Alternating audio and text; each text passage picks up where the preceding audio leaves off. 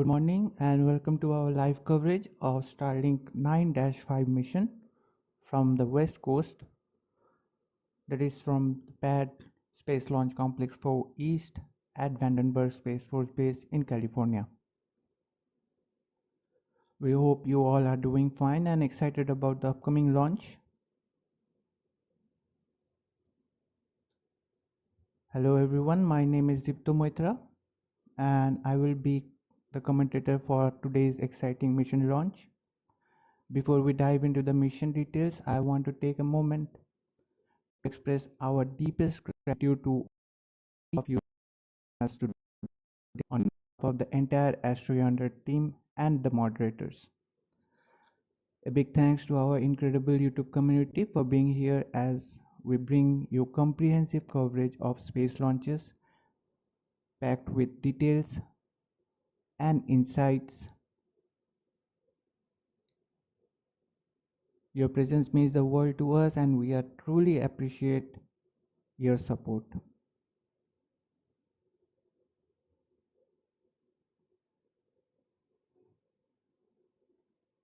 We are super excited bringing you the live coverage of SpaceX 86th overall launch and the 83rd Falcon 9 launch of this year. We are waiting for a Falcon 9 liftoff at 12:58 a.m. Eastern Time from Vandenberg Space Force Base for a southeasterly launch for SpaceX Starlink mission. The Starlink mission 9-5 will be launching 21 Starlink satellites to low Earth orbit. Today's Starlink mission marks SpaceX's amazing 378th overall launch with the 366th Falcon 9 launch to date. This is the 59th dedicated Starlink mission of the year for SpaceX. Prior to today's launch, SpaceX has launched 1,288 Starlink satellites so far, over 58 flights this year, and overall 6,938 Starlink satellites to date.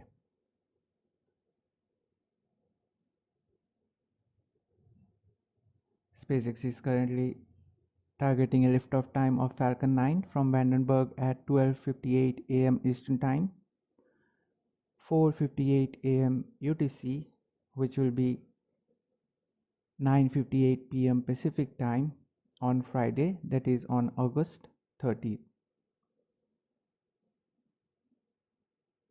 Now let's take a look at the payload details for Starlink Group 9-5 mission.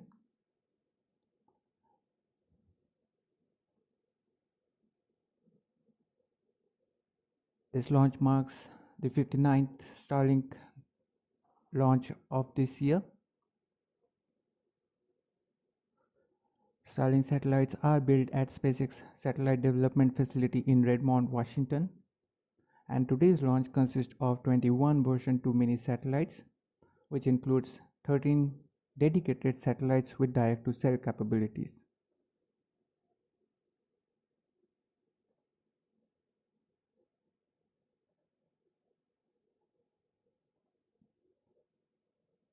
Each Starlink satellite is equipped with powerful 5 advanced Ku band phased array antennas and 3 dual band parabolic antennas utilizing Ka and E band to provide increased capacity. Altogether, these antennas utilizes Ku, Ka and E band frequencies, allowing Starlink to provide high bandwidth connectivity that is 4 times more capacity per satellite than earlier versions.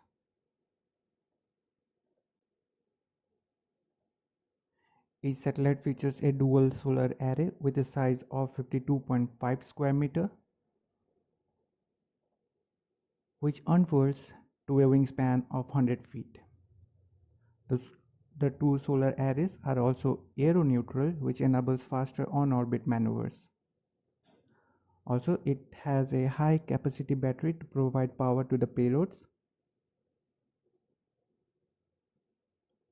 Each Starlink satellite contains 3 space laser transponders, that is optical inter-satellite links for intercommunications, which operates at up to 200 Gbps, which together across the constellation form a global internet mesh that can connect customers anywhere in the world. Also, these optical inter-satellite links enables the spacecraft to transmit data without local ground stations, providing truly global coverage. Each Starlink version 2 mini satellite weighs nearly 800 kilograms, that is 1763 pounds. Starlink satellites are equipped with efficient ion Hall effect thrusters powered by argon, which enable Starlink satellites to orbit raise, maneuver in space, and deorbit at the end of their useful life. Today's payload will be placed in an orbit with an altitude of 293 kilometers and with an inclination of 53.16 degrees. But this configuration does not apply to every Starlink satellite. As we know, Starlink satellites are placed in different configurations based on their groups. Starlink uses custom-built navigation sensors named Star Tracker that surveys the stars to determine each satellite's location, altitude, and orientation for best possible broadband throughput. Each Starlink satellite contains 4 reaction wheels, providing agile attitude control for the vehicle. The hot spare configuration ensures high reliability operation, and its aluminum flywheel is fully demisable at the end of life.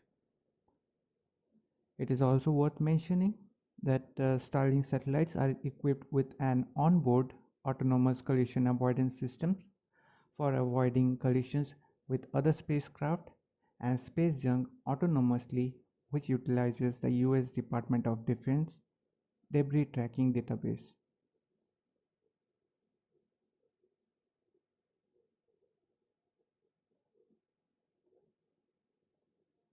Well, speaking of SpaceX direct-to-cell Starlink satellites, direct-to-cell is a technology developed by Starlink team.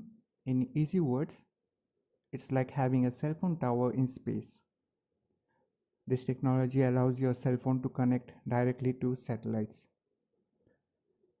Now imagine we are in a remote area where there is no cell tower nearby. Usually we won't get any signal on our phones. But with direct-to-cell satellites, our phone can get a signal directly from a Starlink satellites overhead. You don't need to make any changes to your existing LTE phone, as it is designed to work with common LTE standards with absolute no changes to your hardware, firmware, or special apps required. Whether you are on land, lakes, coastal waters, or even in the air, as long as you can see the sky, you can get a signal. It provides connectivity in remote regions as it aims zero dead zones around the world, giving you peace of mind when you need it the most.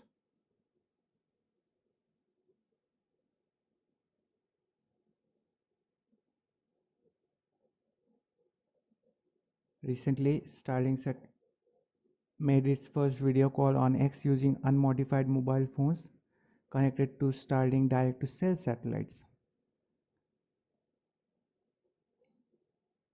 Now Starlink plans to launch the service with T-Mobile later this year.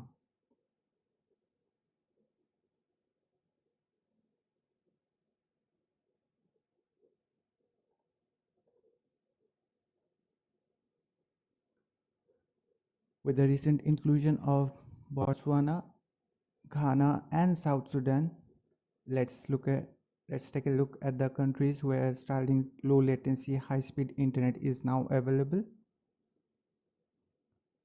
Although in this animated map of Starlink you can see up to the month of June of this year, but recently they are now providing the high-speed low latency internet services to 105 countries and territories.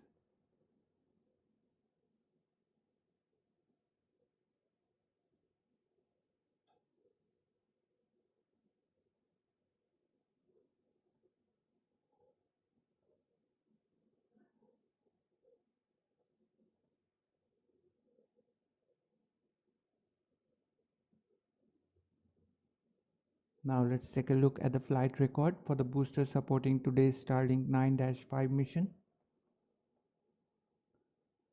Today's supporting booster with tail number 1081 has previous 7 flights in its record, including missions like SpaceX Crew 7 for NASA under Commercial Crew Program, which marked the 11th overall crewed orbital flight for a Crew Dragon spacecraft.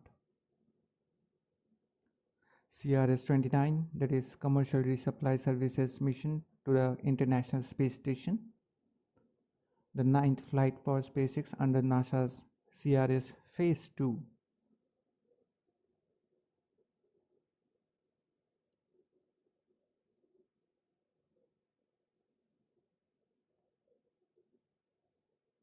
NASA Space Mission, which stands for Plankton Aerosol Cloud Ocean Ecosystem, which is a NASA Earth observing satellite mission. Next up, the supported mission by this booster was the Transporter 10 mission, a SpaceX rideshare mission, which launched 53 satellites.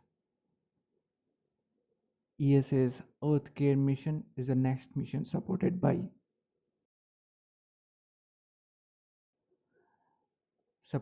this booster, which is a joint European-Japanese satellite under European Space Agency's Earth Explorer program.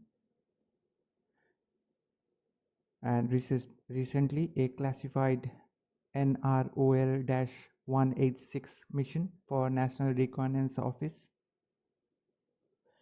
Additionally, the booster also supported 2 Starlink missions. Now awaiting its 9th flight, just minutes away. The last mission supported by today's booster was the NROL-186 mission on June 28th of this year. Today's mission will be the 5th consecutive launch of this booster from Pad Space Launch Complex 4 East. Also today the booster will have its 4th landing on a drone ship to date, with previous 5 land landings in its record.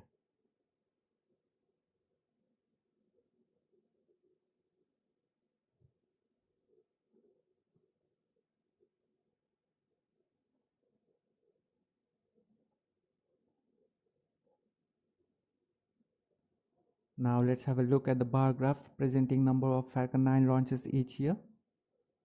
Before today's launch, SpaceX completed 82 successful launches of Falcon 9 so far this year as part of its milestone, with the recent Starlink 8-6 mission launch back on August 28.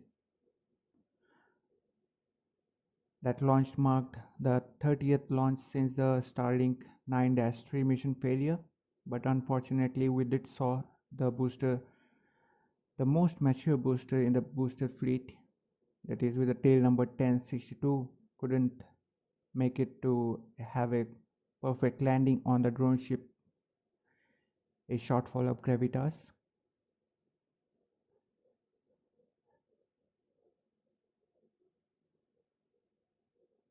Also, that failure marked the first unsuccessful attempt for the drone ship, a shortfall of gravitas to date. Now with the recent Starlink 8-6 launch, which is 21 more than the launches made in 2022.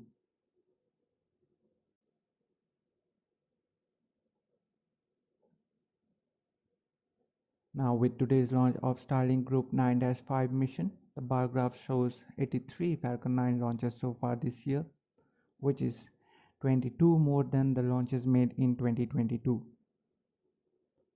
They have already done more than half of as many launches as they did all of last year.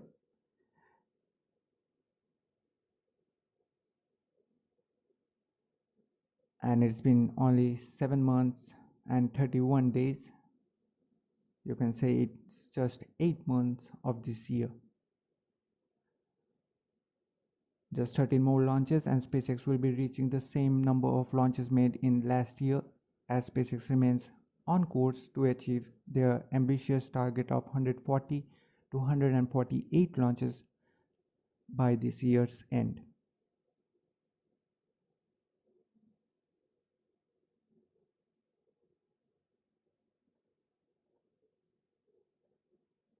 Let's go ahead as we progress through the countdown and review the milestones that lie ahead for us on this Vandenberg flight.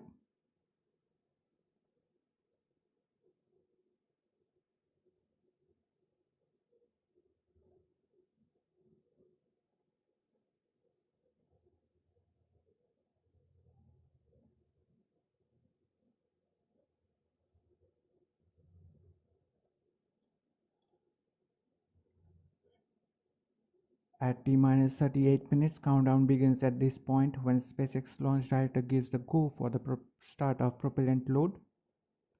If everything looks fine, prop load begins at T-minus 30 minutes mark with the loading of rocket-grade kerosene or RP-1 on board the first and second stages of Falcon 9 rocket. At the same time, LOX load, that is the super chill liquid oxygen, is loaded on board the first stage. And then at T-minus 16 minutes, which will be the next event that we are looking for here, that's when the second stage liquid oxygen load begins.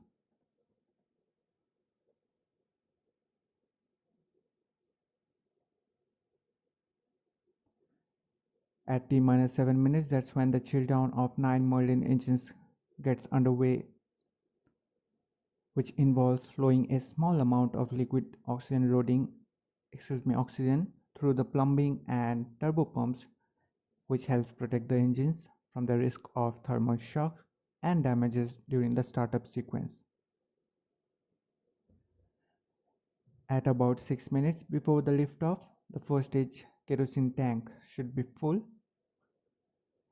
In a T-minus 4 minutes and a half, the strong back retract sequence begins. The process begins with the clamp arms underneath the payload fairings opening up, followed by the transporter erector or the strong back reclining about 13 degrees away from Falcon 9. It remains in that position until liftoff, at which point it rapidly pulls back to clear the way for the Falcon 9's rocket's vertical ascent.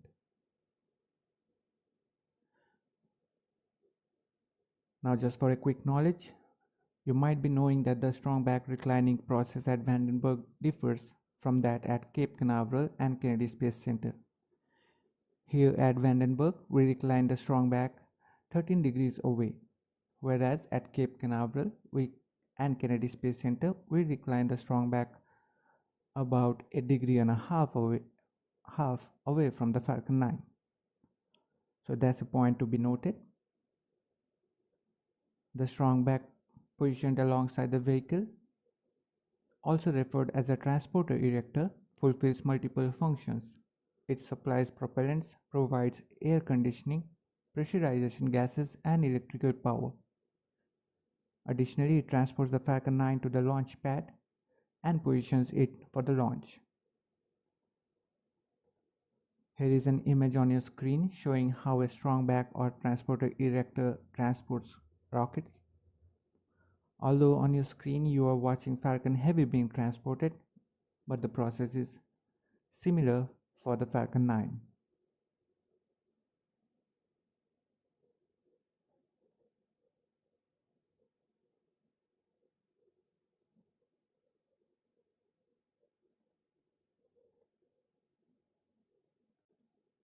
At T-minus 3 minutes mark, the first stage liquid oxygen loading should be complete, followed by the second stage liquid oxygen loading wrapping up at T-minus 2 minutes mark. At that point, the Falcon 9 rocket is fully fueled with 1 million pounds of propellant. At T-minus 1 minute mark, the propellant tanks are brought up to flight pressure. In the final 60 seconds of the countdown, the control of flight system, that is launch sequence, is handed over from the ground sequencer to the Falcon 9's onboard flight computers. If everything looks good, at T-minus 45 seconds mark, the SpaceX launch director will give the final go for the Falcon 9 liftoff. Now at T-minus 3 seconds, the engine ignition sequence start command being issued by onboard engine controller. Finally, at T0, we will have liftoff If all 9 Merlin 1D engines ignite and are healthy, flight computers will give the command for the hold down clamps to release the Falcon 9. Currently targeting a liftoff time of Falcon 9 from Vandenberg at 12:58 a.m. Eastern Time, 4:58 a.m. UTC, which will be 9:58 p.m. Pacific Time on Friday, that is on August 30th. While the Eastern Time and the UTC times are for August 31st, while the Pacific Time is on August 30th.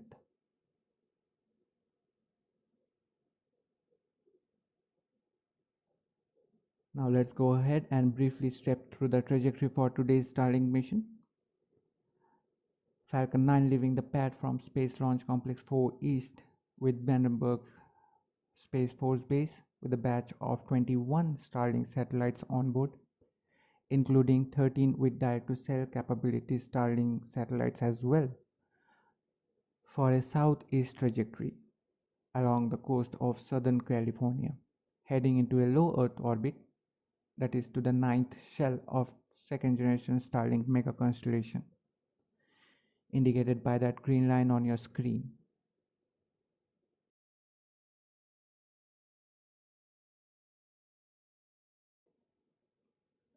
The red line you see indicates where Falcon 9 first stage will land after stage separation, just a little later, leaving California's coast.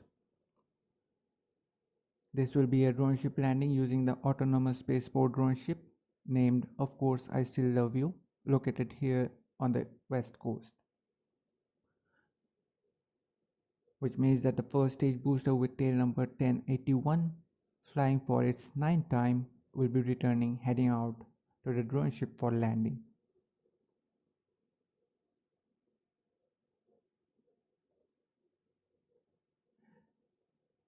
This will be the 100th successful landing on Of Course I Still Love You drone ship to date.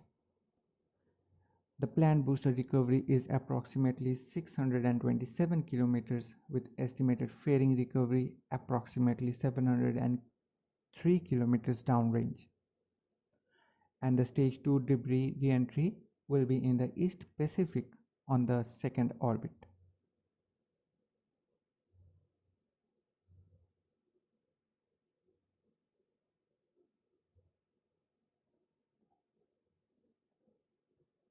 Currently there are 3 in SpaceX drone ship fleet. Of the 3 drone ships, just read the instructions and a short follow-up gravitas are stationed here in Florida, while Of Course I Still Love You is stationed in California. We expect that the addition of a 4th drone ship likely by the end of this year or early next year.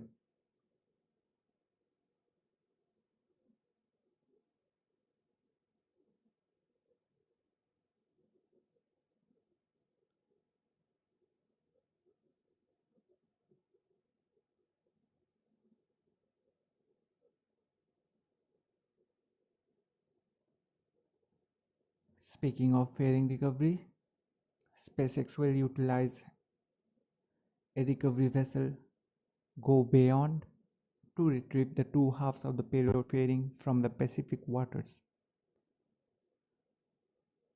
The 2 halves of the payload fairing will be recovered slightly farther, approximately 76 kilometers downrange from where the first stage lands on Of Course I Still Love You drone ship, after they will smoothly splash down with the guidance of parachutes.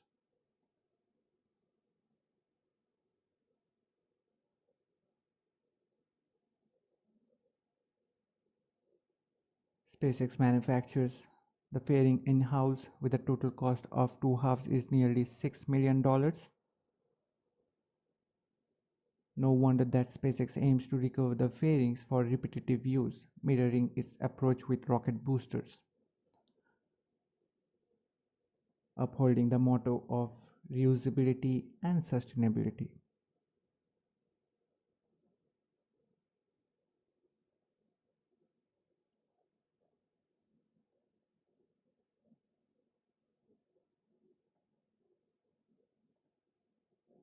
You can see on your screen how a fairing recovery looks like. Although the recovery vessel on your screen is dug at the Atlantic waters performing fairing recovery operations, but today's supporting recovery vessel, as mentioned before, it is Go Beyond.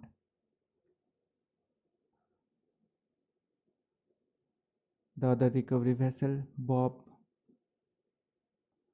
will be supporting the upcoming mission of Starlink 8-10, while Doug and Go Cosmos at East Coast is currently awaiting its next assignment.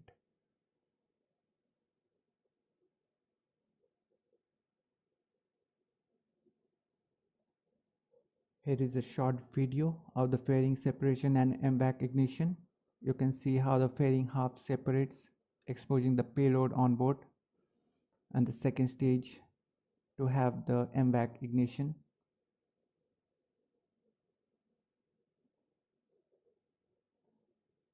Another short video of a fairing half, that protective shell from rocket's payload on its way back home, piercing through the Earth's atmosphere.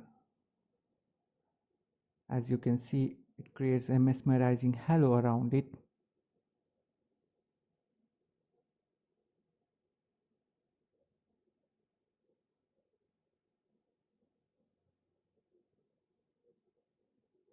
We hope you enjoyed these two amazing short clips. Now, if you feel like we are adding value to your viewing experience, please consider giving this video a like. It really helps YouTube's algorithm bring in more space lovers and rocket fans to discover this stream, helping us to build a community with amazing space enthusiasts like you. Also consider about smashing that subscribe button and turning on the bell notification as we work hard to bring you detailed stream with stats and insights. We'd be super grateful for your support.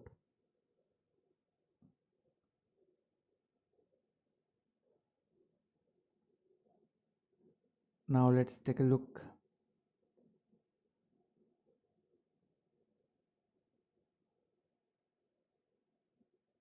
through the launch timeline for Falcon rocket passing these events following liftoff.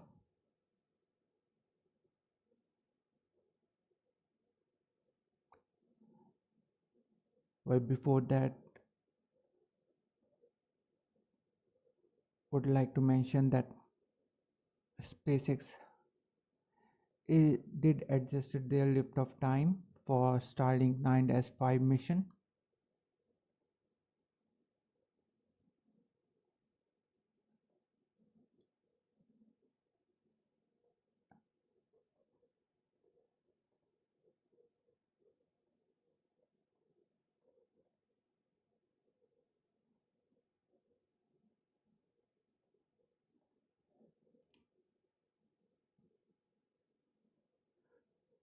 Right now, SpaceX is targeting a liftoff time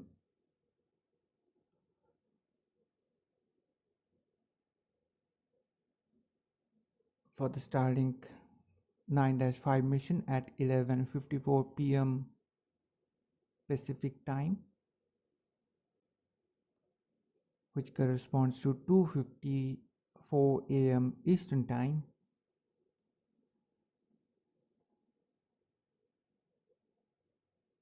(6:54 a.m. UTC).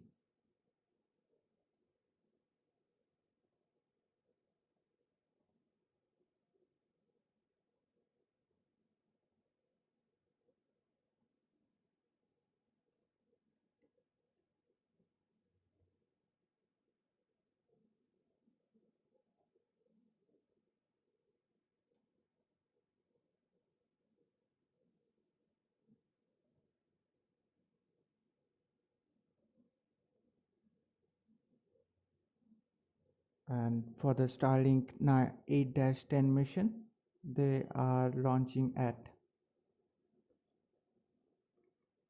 3:43 a.m. Eastern time from Cape Canaveral.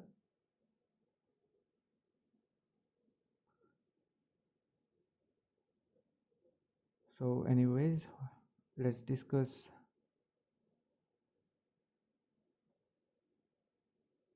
the post-launch timeline for this mission. At t plus 1 minute and 7 seconds, Falcon 9 will pass through max Q, a point of greatest aerodynamic pressure on the vehicle. Then couple of different events coming up in rapid succession. First will be at t plus 2 minutes and 25 seconds, where first stage main engine cutoff will occur, that is MECO,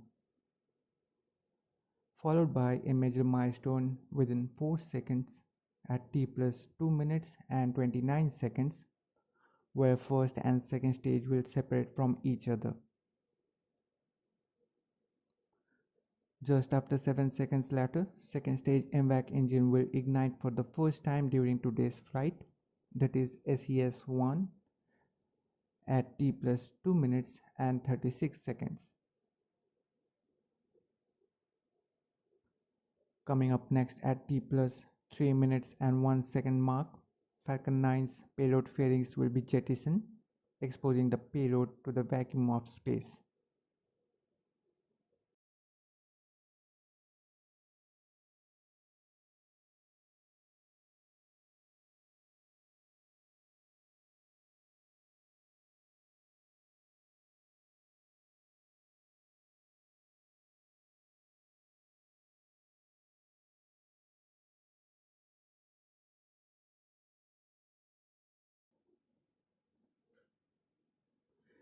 At t plus 6 minutes and 7 seconds, the first stage entry burn will begin, lasting for 20 seconds, up to 6 minutes and 27 seconds mark, ending the entry burn for the Falcon 9's first stage.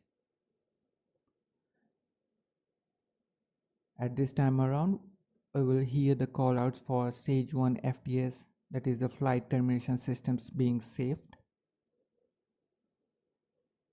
A quick fun fact: the stage 1 FTS is saved, or one can say flight termination systems are turned off or disabled after the re-entry burn, whereas the second stage FTS is saved after the orbital insertion burn.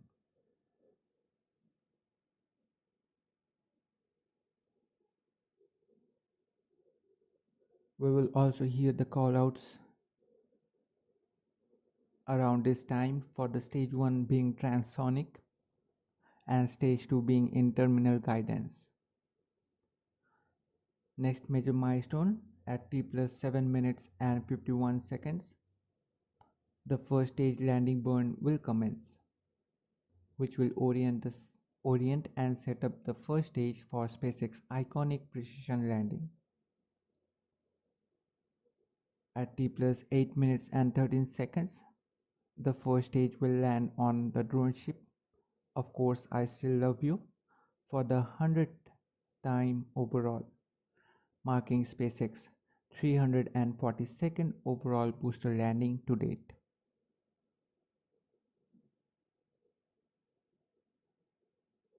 The second stage MVAC engine will shut down, that is SECO-1, for the first time in today's flight and enter into a parking orbit at t plus 8 minutes and 39 seconds.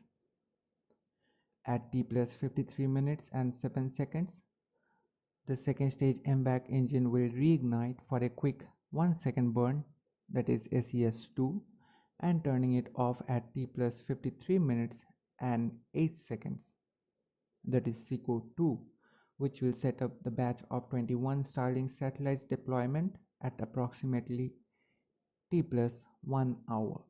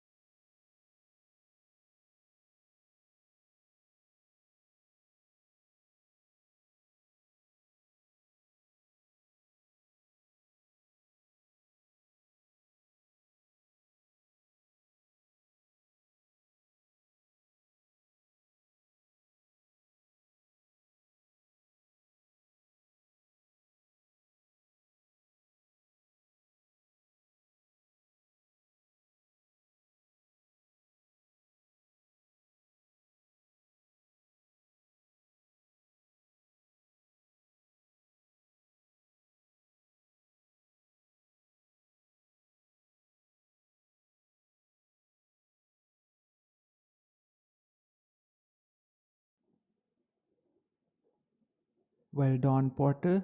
Thanks for tuning in. We're glad that you joined us from Thailand. Well, no, it didn't launch yet. SpaceX did adjusted the liftoff time.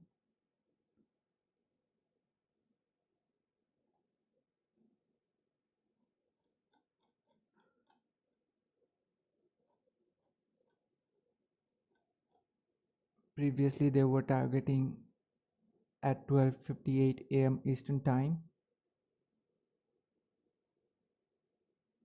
or 4:58 a.m. UTC, but right now they are targeting at 2:54 a.m. Eastern Time, which will be 6:54 a.m. UTC.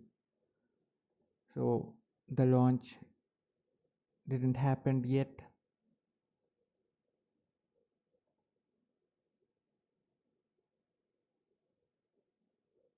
Well, thanks once again for joining us, Don Porter. Hope you will be enjoying the stream.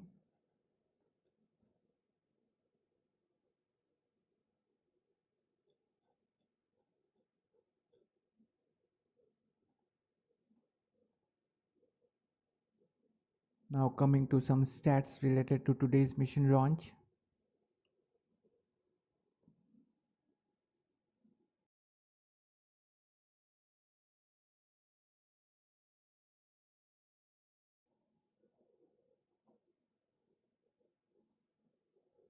Today's launch marks the 378th SpaceX overall launch, the 59th dedicated launch of Starlink satellite for this year.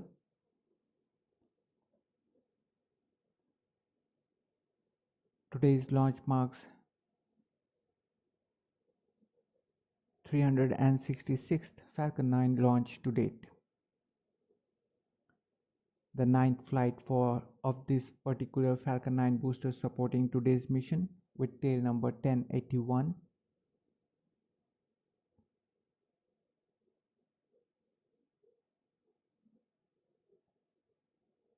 '83rd Falcon 9 launch of 2024 so far, and is SpaceX 86th overall launch of this year, including the third and fourth integrated flight test of Starship and one Falcon Heavy launch.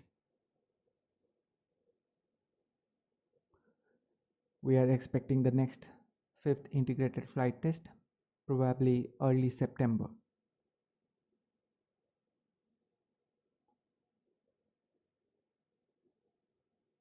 This is SpaceX 312th Falcon booster reflight to date, meaning the launch of a booster that has flown at least once before. 88th orbital launch for SpaceX, launching from Space Launch Complex 4 East.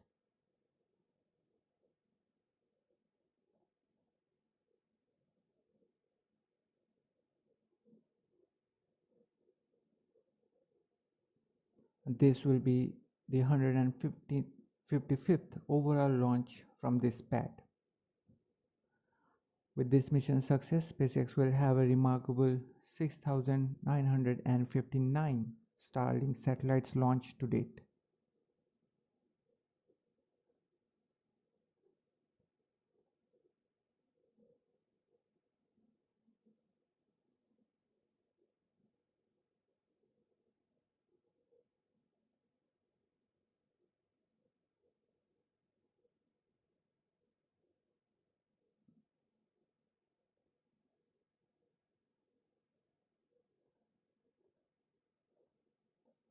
Now moving on to some reusability statistics. This launch marks 298th Falcon 9 booster reflight to date.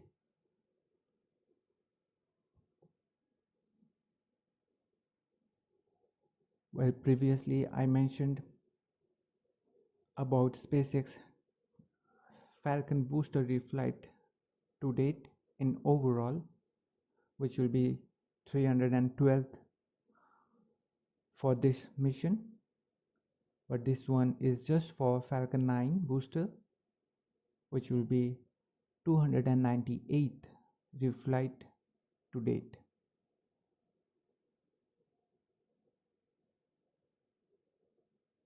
This will be the 100th landing on, of course, I Still Love You drone ship to date. 9th landing of the first stage booster with tail number 1081 supporting today's mission. With this mission's first stage landing, which brings the milestone of the 268th overall drone ship landing, marking the 323rd Falcon 9 landing and the 342nd overall landing to date.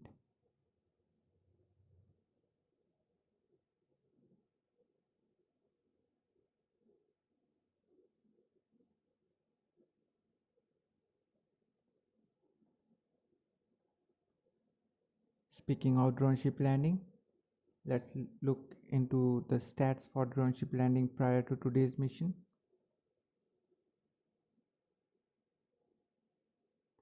A short follow-up Gravitas has 1 successful landing attempts and 80 successful landings out of 81 overall landing attempts with the recent Starlink 8-6 mission.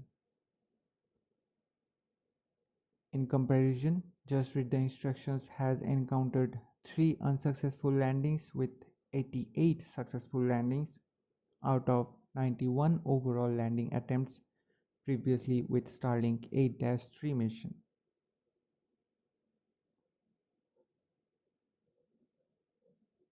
While of course I Still Love You has experienced 7 unsuccessful landings and 99 successful landings out of 106 overall landing attempts with the previous Arctic satellite broadband mission. Today it will be the 100th landing on, of course, I Still Love You, and with that we will have the 107th overall attempts for the, of course, I Still Love You drone ship. Please note that only these drone ship landing stats which I mentioned here are excluding today's mission.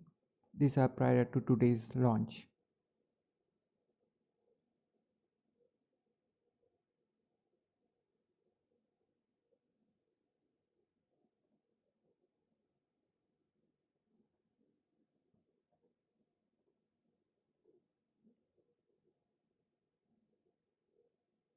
Let's have a look into some key stats for SpaceX launches in this year, including today's Starlink 9-5 mission.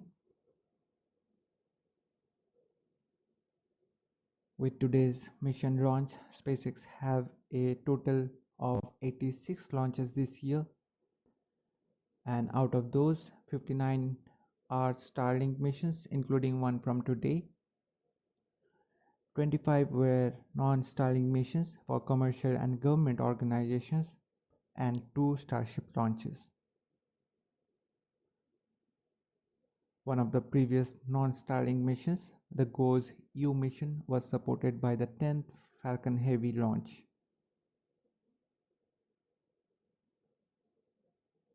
SpaceX reused booster for 80 times in those mission launches, showing their commitment to sustainability and reusability.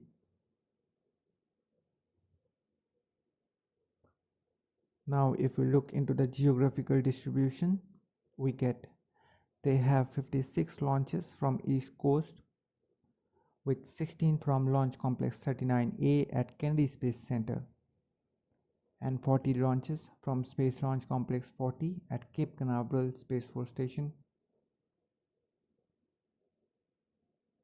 On the West Coast, they have 28 launches, including one from today, all from Space Launch Complex 4 East at Vandenberg Space Force Base in California.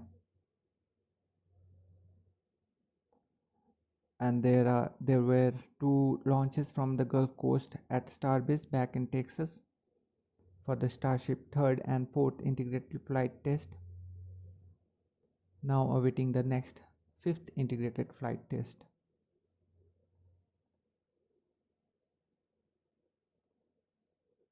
As for landings, they will be nailing it today 83 times this year.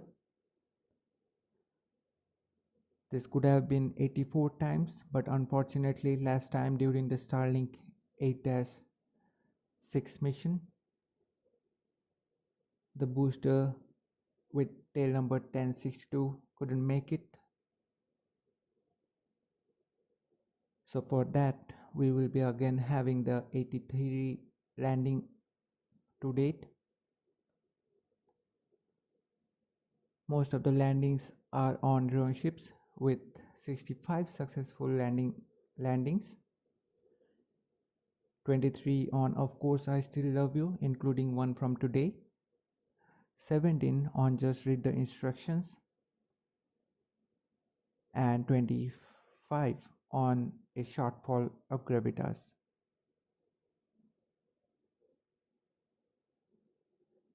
As for ground landings, they have pulled off 18 of them, 11 times on landing zone 1, previously with Maxar 2 mission, 2 times on landing zone 2, and 5 times on landing zone 4 with the recent Transporter 11 mission.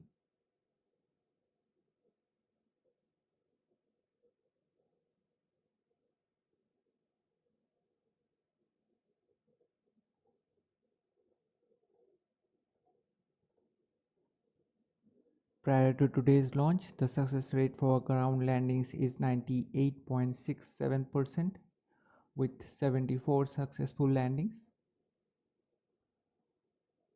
For drone ship landing, it is 96.04% with 267 successful landings,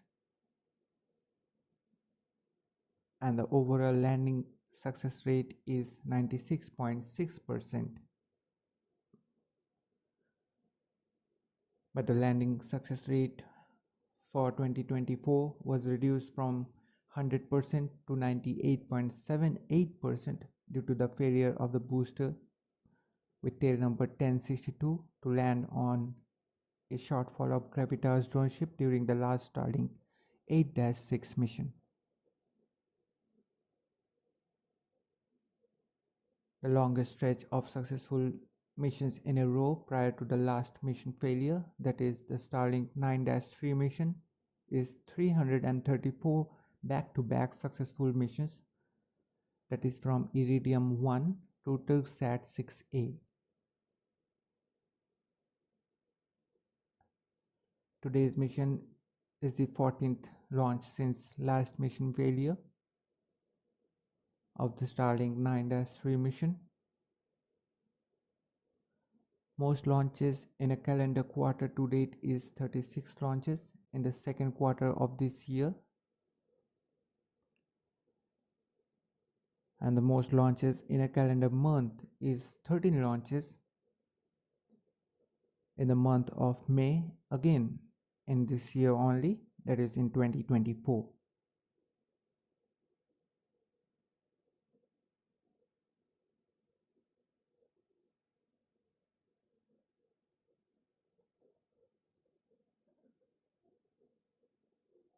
If you are feeling we are adding value to your viewing experience, consider giving this video a like, which really helps YouTube's algorithm to bring in more space fans like you and people to find out this stream. We would be super grateful for your support.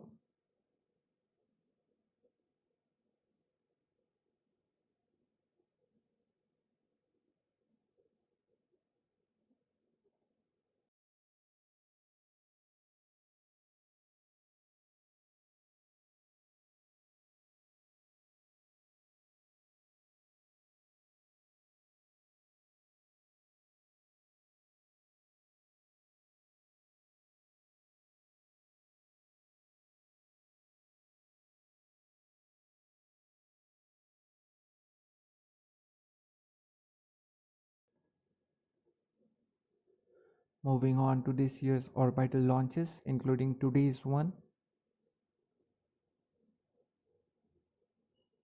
United States is dominating with 99 launches, including today's mission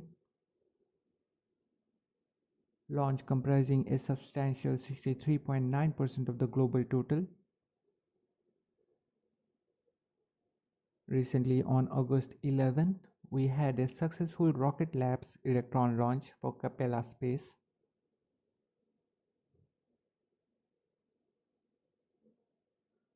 Which deployed the Acadia 3 satellite, which also adds to the number of US orbital launches made this year.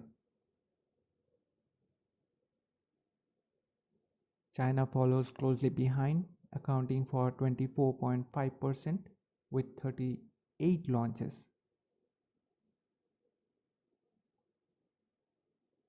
China plans setting a new record with 100 space launches in 2024, including lunar and station missions.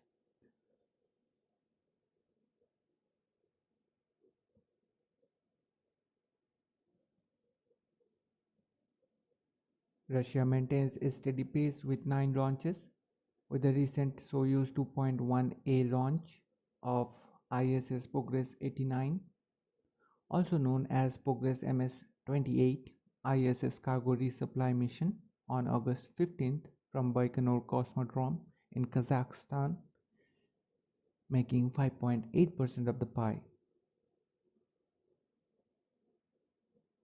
Also, that mission marked the 181st flight for a Progress spacecraft.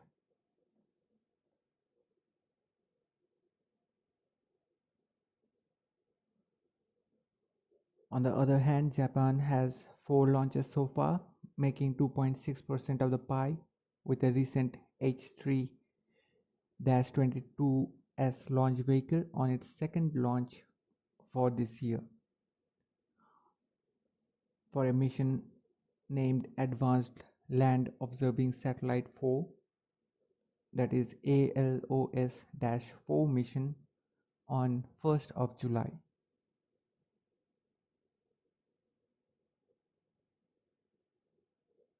Meanwhile, India and Iran entered the fray, with India having 3 launches, with recent launch of ISRO's SSLV, Small Satellite Launch Vehicle, Flight 3 mission on August 16th, marking India's 3rd mission of 2024, taking 1.9% share of the pie, and Iran having 2 launches, making 1.3% of the pie.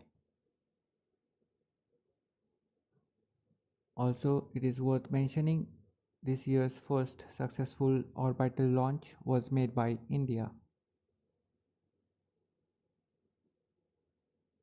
Well, as we can see from this pie chart, it is a tight competition, but the United States and China are clearly leading the space race this year.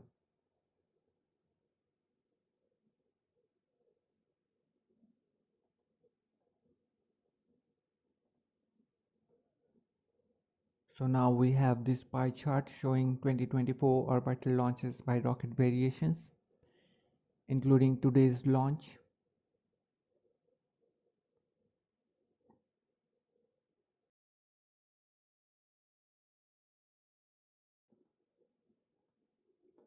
So let's have a look and let me break it down for you. The green slice of the pie represents the Falcon 9 rocket, the true power horse and standout of this year, with 83 launches, including one from today. It leads the pack, holding the largest share of 52.5%, which accounts for over half of the total. Next up, we have Rocket Lab's Electron, which has completed 10 successful launches this year, representing 6.3% of the pie. This includes its recent 52nd overall orbital launch for Capella Space on the A Sky Full of Stars mission, with the previous 50th Electron launch on No Time to Lose mission, Rocket Lab has reached its 50th launch faster than any commercially developed rocket in history. Currently, it's holding the title previously owned by SpaceX Falcon 9. Also, we have Roscosmos Soyuz 2 rockets with 8 launches so far this year, which is 5.1% of the pie.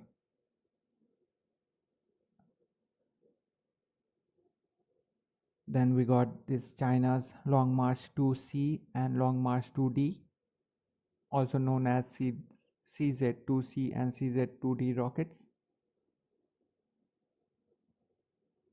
The Long March 2C has 4 launches, making 2.5% of the pie, and the CZ2D Long March 2D has 5 launches with 3.2% of the pie.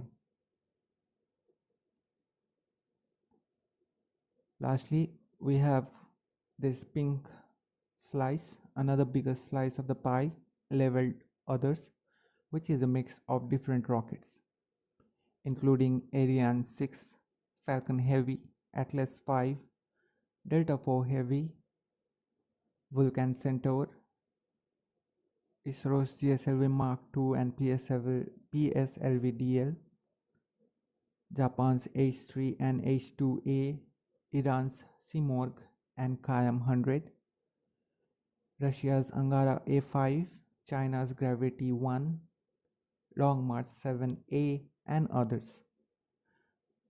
The names are not exhaustive, and I'm not taking all the names here, but they got 48 launches in total, which is 30.4% of the pie.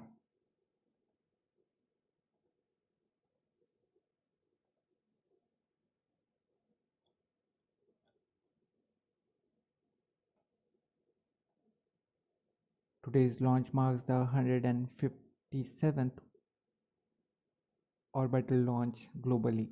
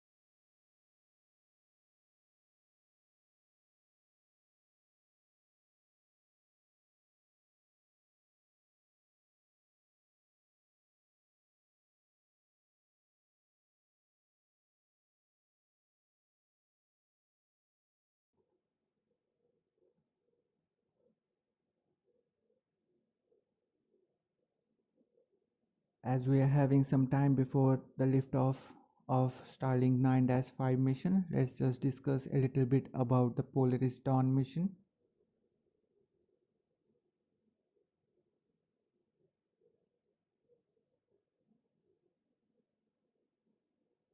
The Polaris program by SpaceX is an ambitious series of missions aimed at advancing human space exploration and supporting humanitarian causes.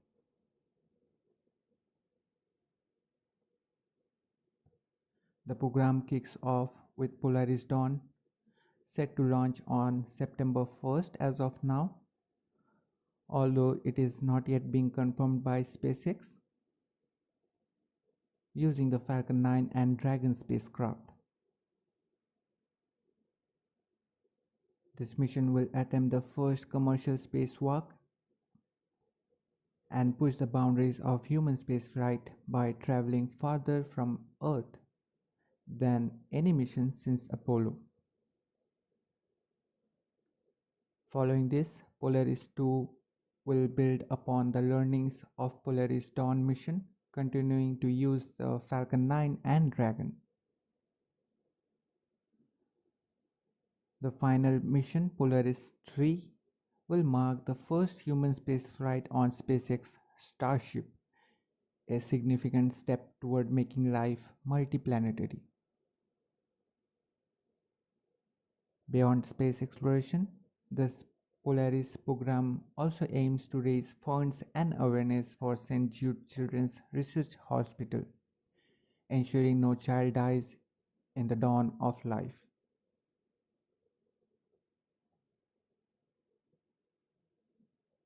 This dual focus on technological advancement and humanitarian efforts underscores SpaceX's vision of a future where SpaceX exploration benefits all of humanity.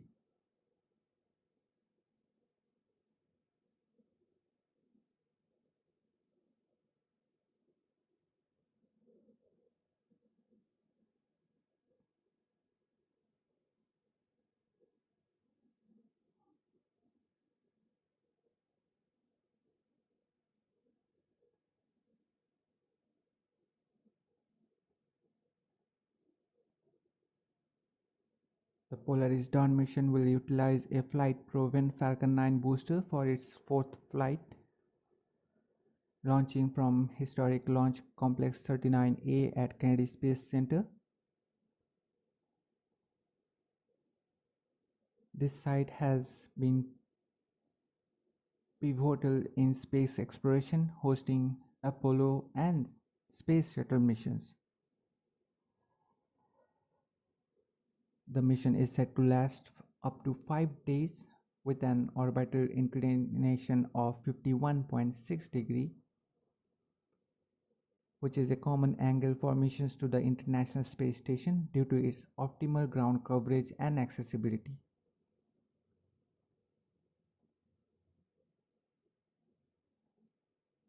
The mission will involve complex orbital maneuvers, starting with targeting an apogee of 1,400 kilometers.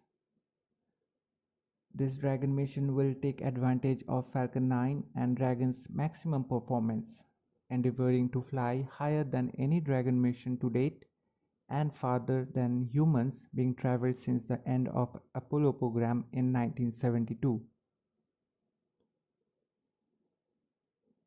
Falcon 9 will launch Dragon and the crew from Launch Complex 39A at NASA's Kennedy Space Center in Florida to an elliptical orbit with an apogee of 1,200 kilometers and perigee of 190 kilometers.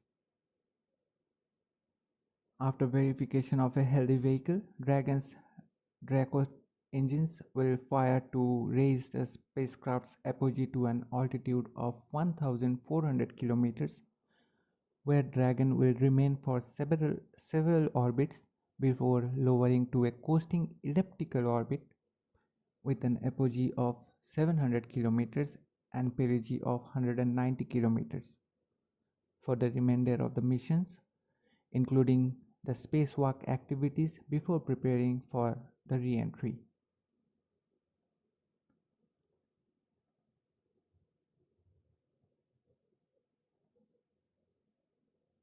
If it succeeds, Polaris Dawn will be the first non-government mission to perform a spacewalk, but not only that, it will do that about 700 kilometers, that is 435 miles above Earth. Now put it into perspective, the International Space Station orbits Earth at about 400 kilometers, where the radiation is less intense. It will also orbit Earth through regions of a highly charged belt of radiations. There are two of these Van Allen belts, an inner and outer one.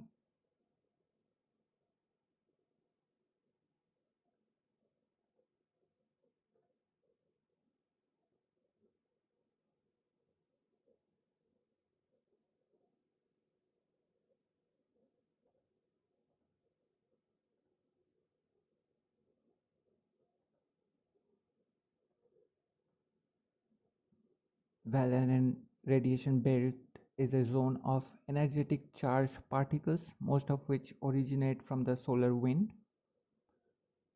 that are captured by and held around a planet by that planet's magnetosphere.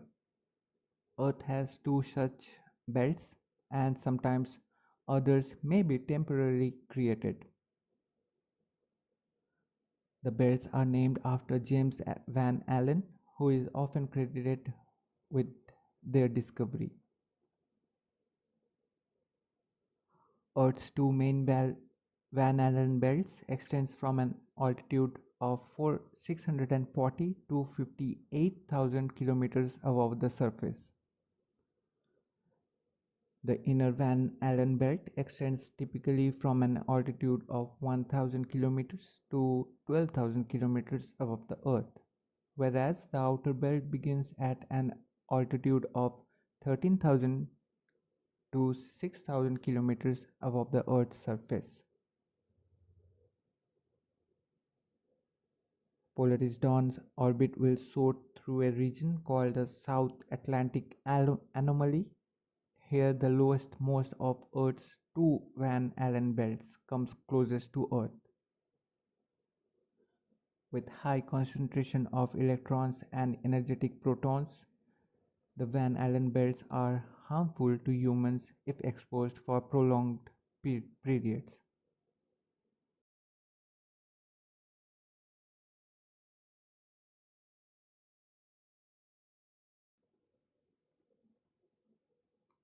The crew's expected radiation dosage over just 5 days in this environment is equivalent to 3 months aboard the ISS.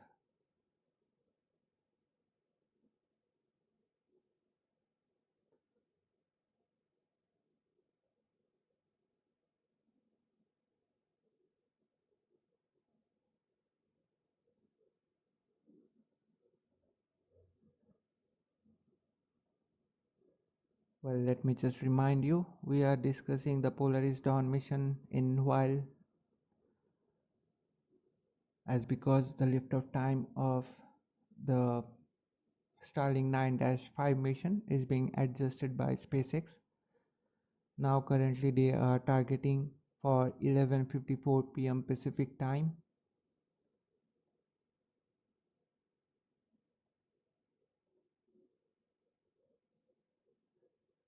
Which will be 2:54 a.m. Eastern time and 6:54 a.m. UTC.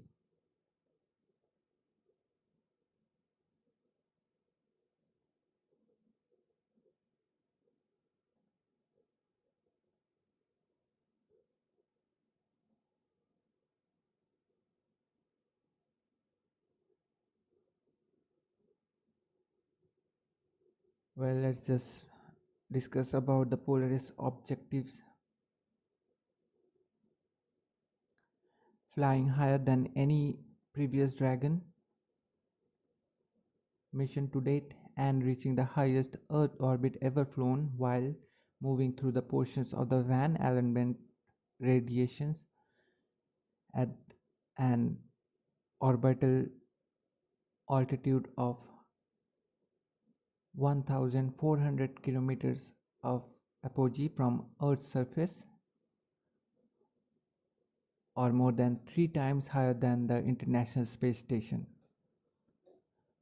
This will be the highest altitude of any human space flight mission in more than half century since Apollo program.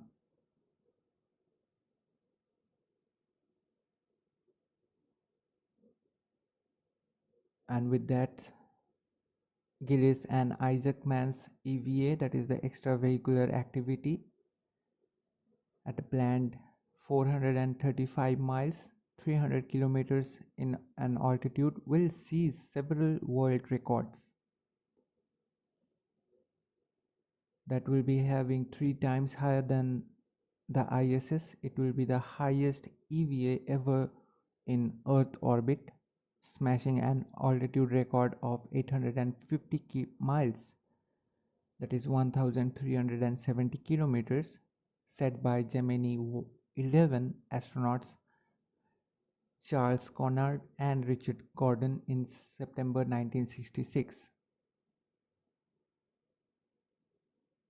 The Polaris Dawn mission will also attempt the first ever commercial spacewalk. As mentioned before, this will take place at an elliptical orbit of 700 kilometers above Earth in newly developed SpaceX EVA suits. During the spacewalk, the crew will conduct a series of tests that will provide necessary data that will allow SpaceX teams to produce and scale for future long-duration missions. The crew worked with SpaceX engineers throughout suit development, testing various iterations for mobility and performance.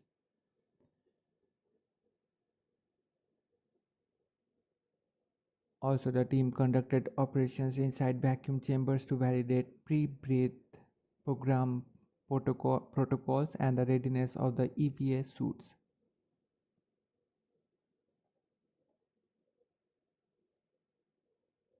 Aged 30 years, 242 days on the planned date of the EVA, Sarah Gillis will also become the youngest human to spacewalk, eclipsing first ever spacewalker Soviet cosmonaut Alexei Leonov, who was 30 years 292 days old when he floated outside the Voskhod 2 capsule in March 1965. Jointly with Anna Menon, Sarah Gillis will also fly to the highest altitude ever attained by a woman. They will more than double the 358 miles reached by astronauts Kathy Thornton, Nancy Curie, and Megan MacArthur across 3 Hubble Space Telescope repair flights between 1993 to 2009. Also, the Polaris Dawn mission will conduct laser-based satellite communication testing using optical links between the Dragon spacecraft and Starlink satellites.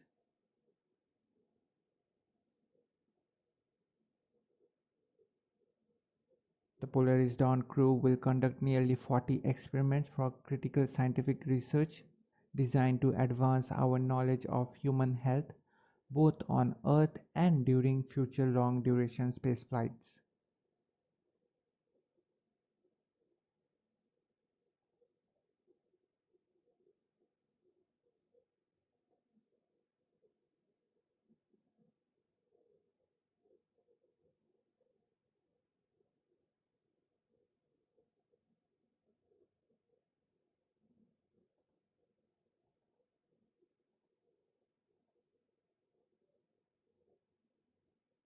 Let's take a look at the on-orbit timeline for the Polaris Dawn mission. Flight day 1 will be the launch day. The crew will get into space in about 10 minutes after the launch. About an hour after getting there, they will start the pre-breath protocol, which soon after raise the peak apogee while passing through inner regions of Earth's Van Allen radiation belt. That will bring us to the flight day 2, where Anna Menon will read the book she authored, a book named Skisses from Space.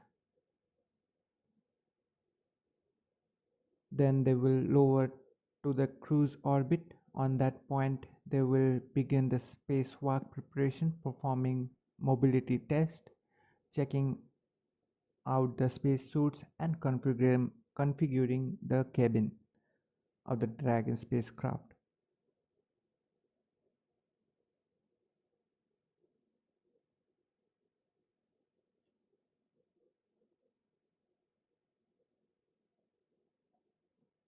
Now coming to flight day 3, which is the most important day of this mission, the extravehicular activity day, that is the spacewalk day. After the crew wakes up, they will have several hours of preparation, including final cargo configurations,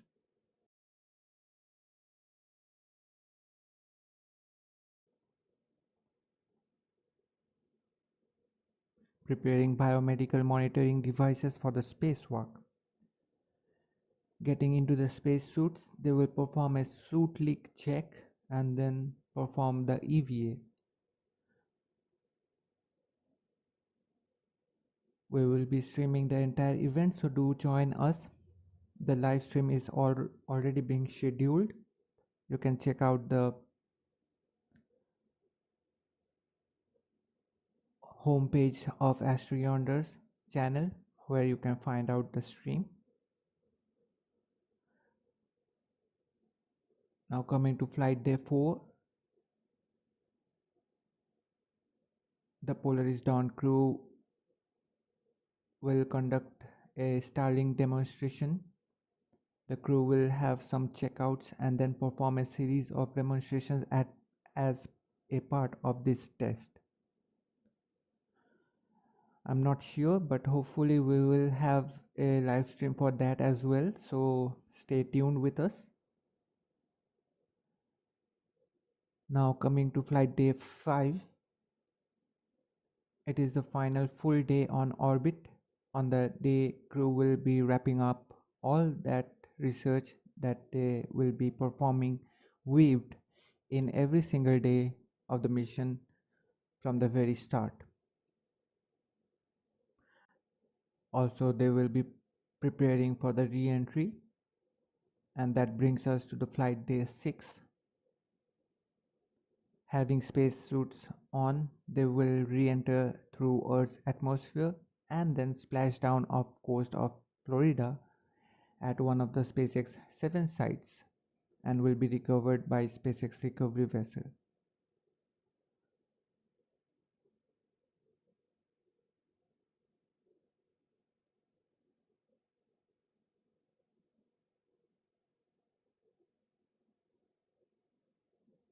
Well, that's it for now, for today.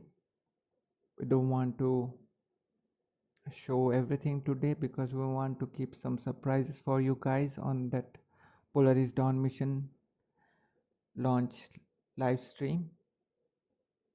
Coming back to Starlink Group 9-5 mission.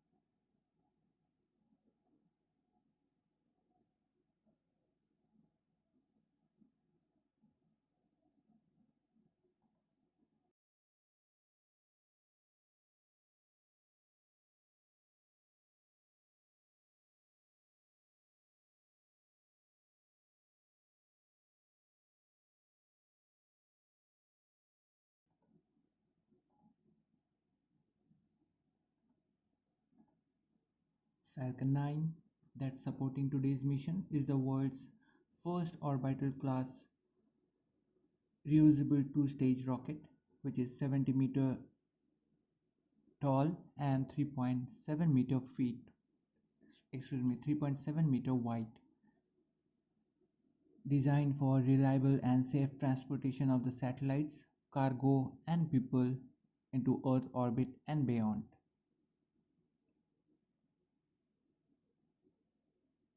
Let's learn about our very own Falcon 9 in details.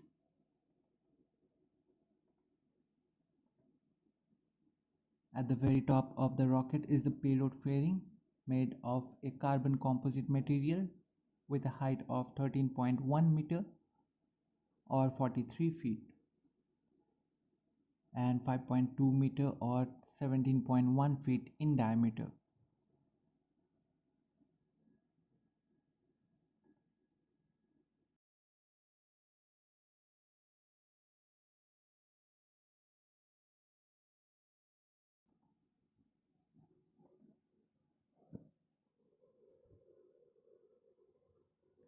The fairing is a protective shell that houses all of the spacecraft and shields them from the aerodynamic heating and mechanical stresses that happens as we ride through Earth's atmosphere.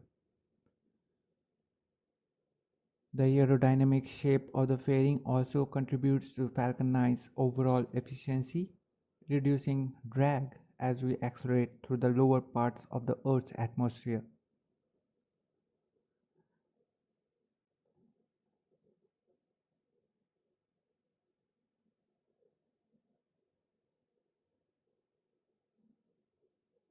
Would like to welcome Paulo Silva.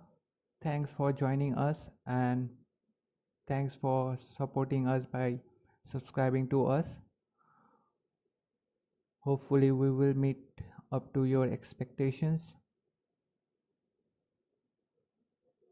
And right now we hope that you will be enjoying the stream and will find this stream informative for you.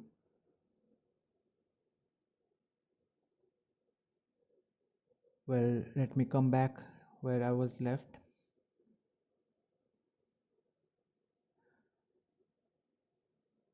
So we were discussing about the fairing of Falcon 9.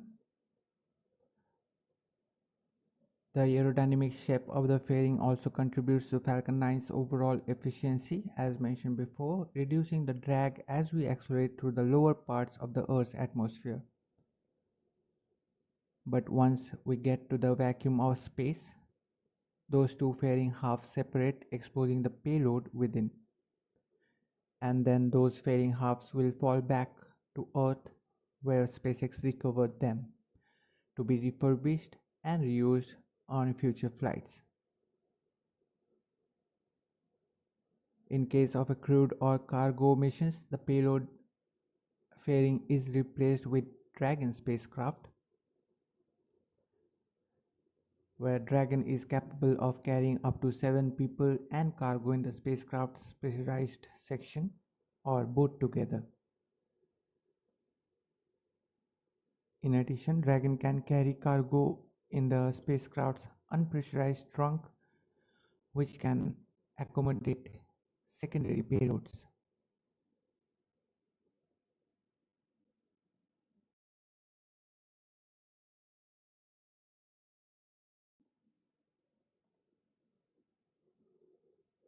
We will be seeing this Dragon to carrying 7 people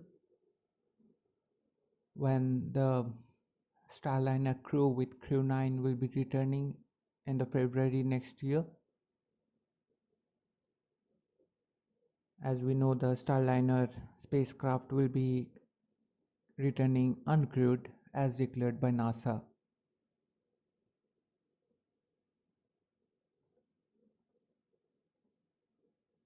Now here is a short video of a fairing separation test conducted by SpaceX at NASA's Glen Plumbrook station, which offers the world's largest vacuum chamber.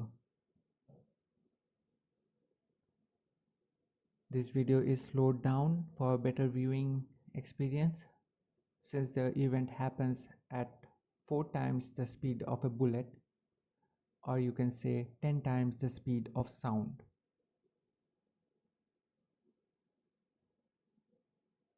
You can just imagine the speed at which it happens.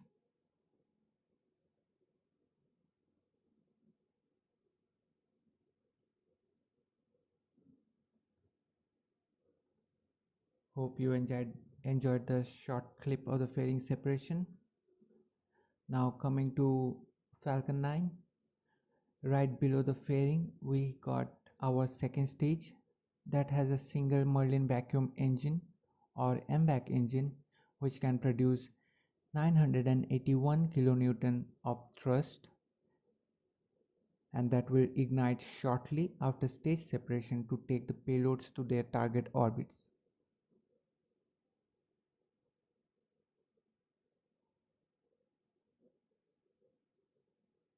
Also, it can be restarted multiple times to place multiple payloads in different orbits, as we see in case of SpaceX rideshare missions, and it will be fired twice on today's flight. It will ignite a third time after the deployment of the Starlink satellites for a deorbit burn to drive the upper stage back into the Earth's atmosphere, where it will burn up to help eliminate the risk of any unnecessary space debris.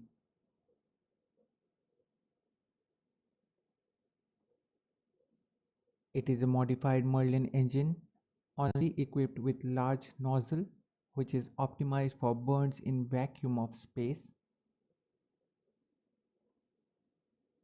which can produce slightly more than 0.22 million pounds of thrust, and the MVAC engine burns the same propellant mix as the first stage, that is kerosene, that is the rocket grade kerosene RP1, and liquid oxygen.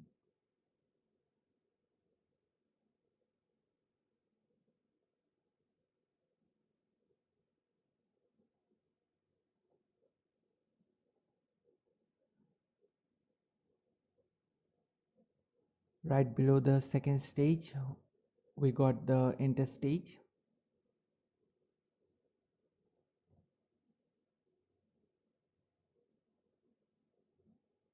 Interstage is a composite structure consisting of an aluminum honeycomb core which is surrounded by carbon fiber. It is where the Merlin vacuums nozzle, and the interstage is what connects the two stages. Interstage also houses the center pusher mechanism that separates the first and second stages during 2.5 minutes into the flight. It consists of deployable hypersonic grid fins, which are titanium winglets that provide orientation and stability for the Falcon 9 as it comes back through the atmosphere. Located at the upper part of the interstage are 3 mechanical latches that connect to Falcon 9's second stage. After the main engine cutoff of the first stage, high pressure helium is used to release these latches, ensuring a smooth separation through pneumatic pushers.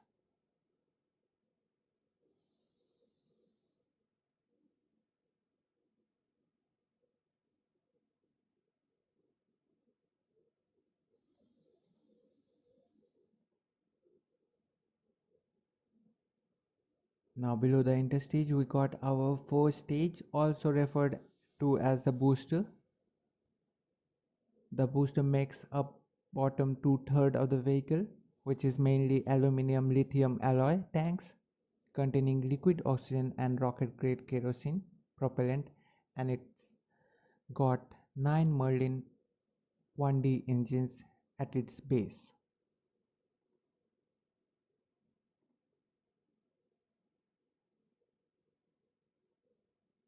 On the top right of your screen is the Merlin 1D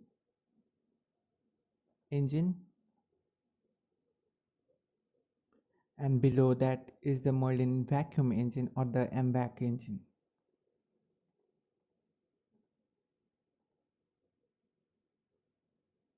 Falcon 9 generates more than 1.7 million pounds of thrust at sea level, and those engines do the bulk of work to get Falcon 9 off the ground from the launch pad into the thinner part of Earth's atmosphere.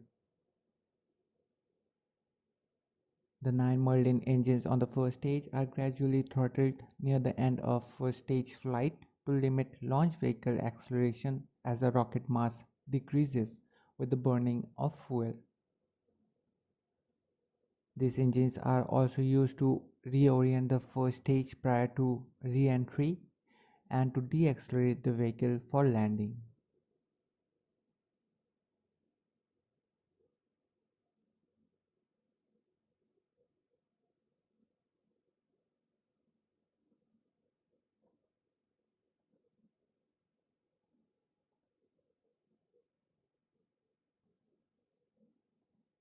Placed symmetrically around the base of Falcon 9 first stage are the 4 landing legs made of carbon fiber with aluminium honeycomb.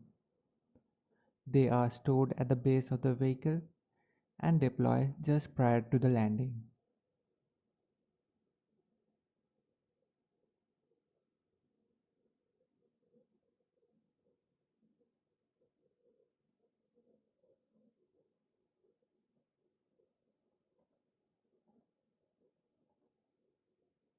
Now let's unpack some key features and milestones of this incredible spacecraft in a pictorial form. Here is a quick overview of Falcon 9 for your reference.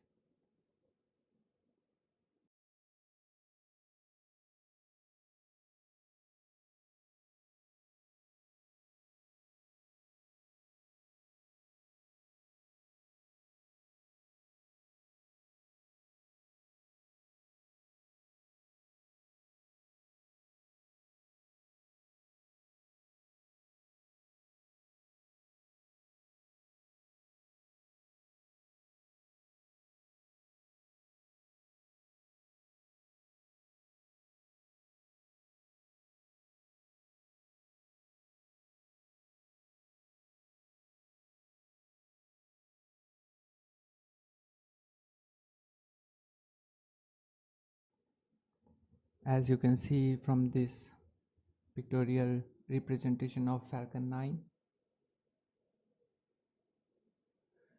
at the very top we are having the fairing where the payloads are being encapsulated. Just below the fairing we have the second stage,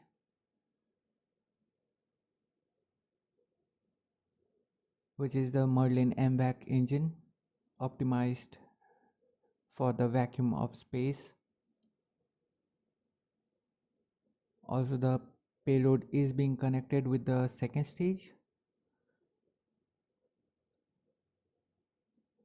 Now below the second stage we have the interstage where the MVAC engine, that is second stage engines, are being housed. Also interstage is which connects the second stage with the first stage. Below the interstage we have our first stage, also referred as booster, and just below the first stage we have the landing legs, which gets deployed just prior to the landing of the first stage. And lastly, at the very bottom of the first stage we have our 9 Merlin 1D engines.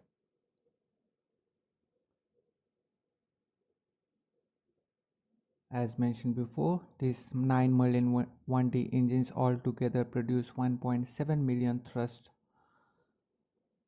at the sea level.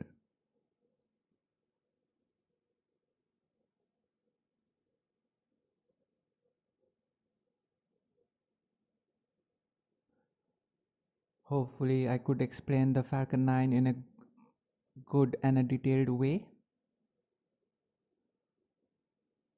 Now let's move on to today's mission. details.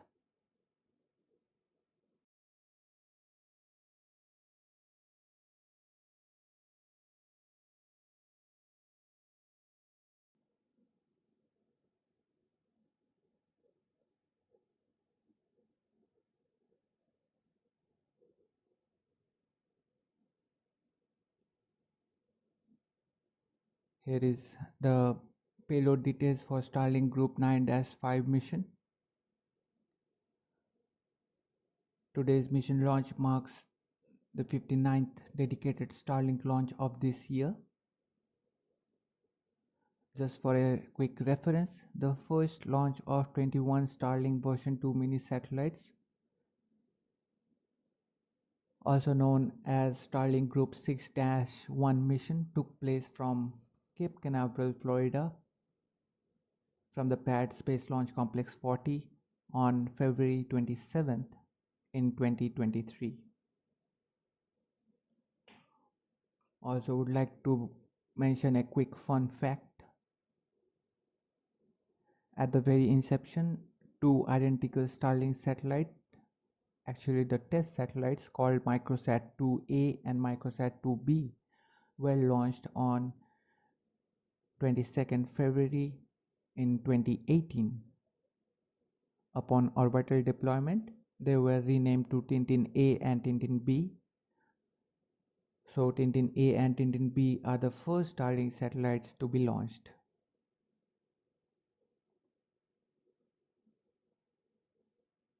Starlink satellites are built at SpaceX Satellite Development Facility in Redmond, Washington.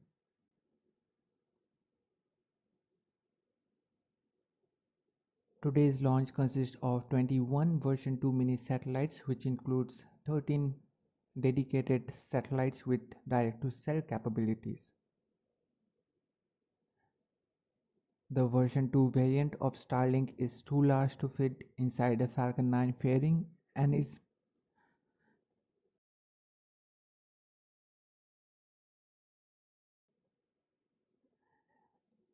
is meant to be launched by Starship. To address this issue, SpaceX modified the original version 2 blueprint into a smaller, more compact one named version 2 mini. SpaceX also indicated they would build satellites of the second generation constellation in two different but technically identical form factors. One with the physical structures tailored to launch on Falcon 9, that is version 2 mini, and another tailored for the launch on Starships, that is version 2. Each Starlink satellite is equipped with powerful 5 advanced Ku band phased array antennas and 3 dual band parabolic antennas utilizing Ka and E band to provide increased capacity.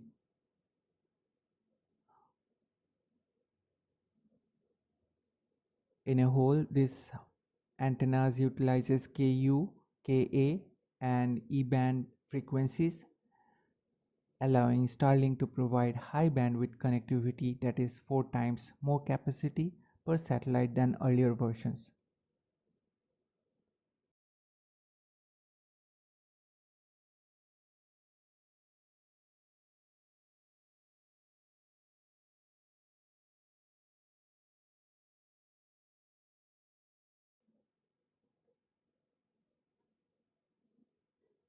Each satellite features a dual solar array with a size of 52.5 square meters, which unfurls to a wingspan of 100 feet. Also, the two solar arrays are aeroneutral, which enable faster on-orbit maneuvers so that it can avoid collisions with other spacecraft and space junks autonomously.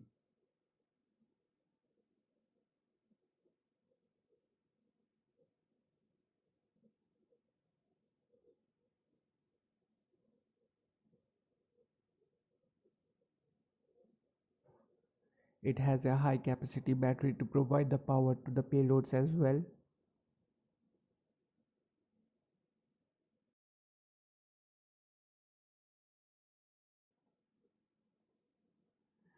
Each Starlink satellite contains 3 space laser transponders, that is optical inter-satellite links or ISLS for intercommunications, operating at up to 200 Gbps, which together across the constellation form a global internet mesh that can connect customers anywhere in the world. Also, this enables the spacecraft to transmit data without local ground stations, providing truly global coverage. Each Starlink version 2 mini satellite weighs nearly 800 kilograms, that is 1763 pounds. Starlink satellites are equipped with efficient ion Hall effect thrusters powered by argon, which enables Starlink satellites to orbit raise, maneuver in space, and deorbit at the end of their useful life.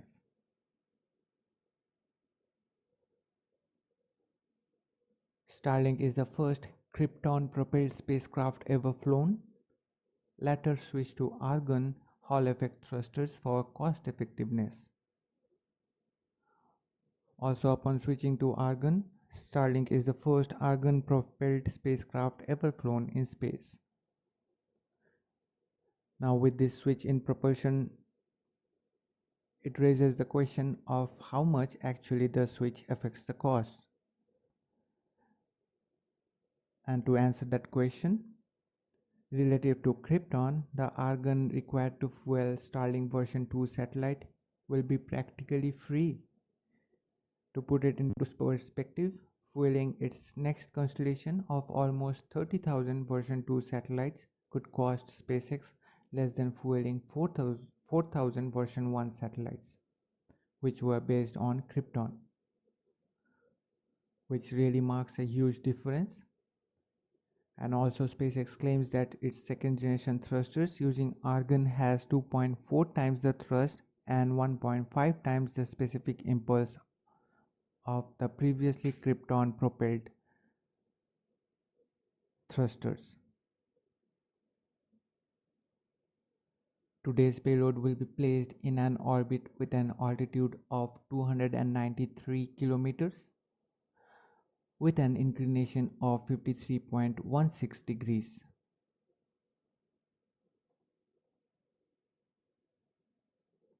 But this configuration does not apply to every Starlink satellite. As we know, Starlink satellites are placed in different configurations based on their group.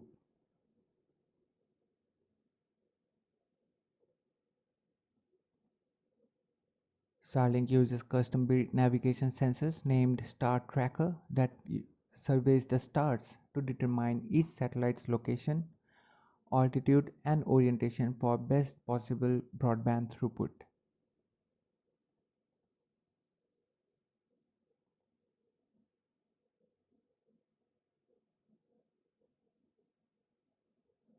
Starlink satellite contains 4 reaction wheels providing agile attitude control for the vehicle. The hot spare configuration ensures high reliability operation and its aluminum flywheel is fully demisable at the end of life.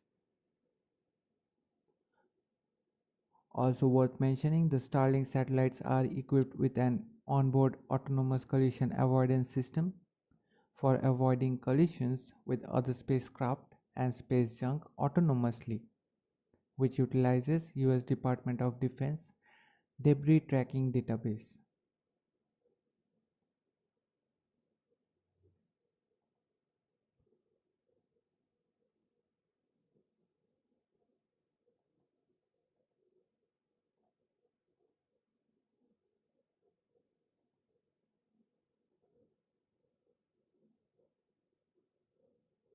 SpaceX direct-to-cell satellite is a technology developed by Starlink team.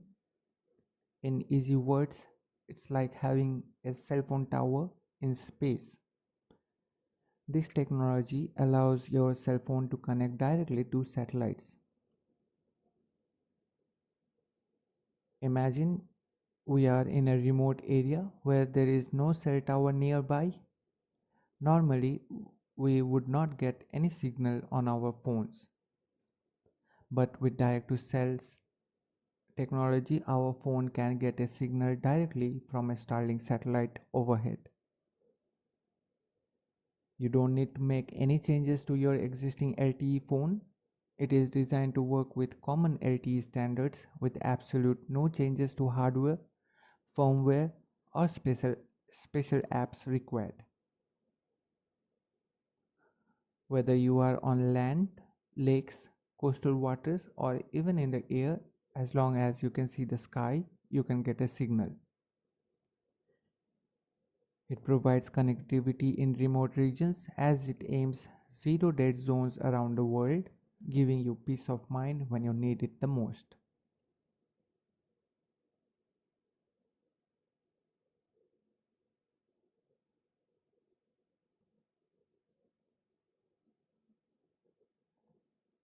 Recently, we saw that Starlink made its first video call on X using unmodified mobile phones connected to Starlink direct to cell satellites.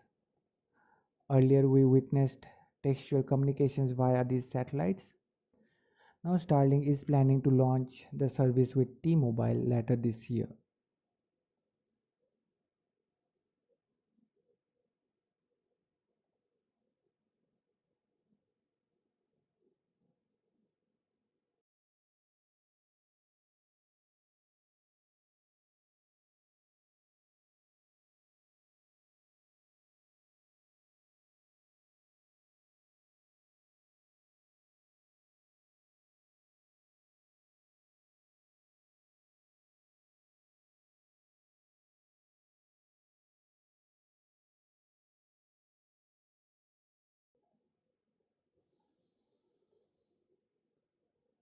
Now, let's go through a quick understanding of Starlink collision avoidance system.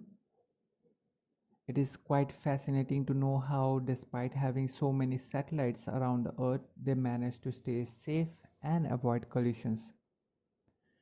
Recently, SpaceX reports that the Starlink satellites perform 275 collision avoidance maneuvers each day, and in the past 6 months, Starlink satellite performed nearly 50,000 collision avoidance maneuvers. So let's learn how they do it. SpaceX designed the Starlink satellites orbit raising and orbit lowering reference trajectories with a time optimal path planning algorithm. The algorithm includes additional constraints to ensure that the Starlink satellite always remain at large and safe distance from space stations, other spacecrafts, space junks, and from other Starlink satellites. As an additional safety measure, Starlink's screening system constantly monitors the satellite's planned reference trajectories against space stations, other spacecraft, space junks, and other Starlink satellites as well. The system alerts the Starlink operator immediately when a potential conjunction is detected, and the reference trajectories are replanned to change the geometry of the encounter and avoid the conjunction whenever possible. Each Starlink launch typically includes enough satellites to fill several orbital planes. For this reason, a train of satellite is usually divided into smaller trains that depart from parking orbit on different dates to target specific orbital planes, which is also a part of pre-planned conjunction avoidance.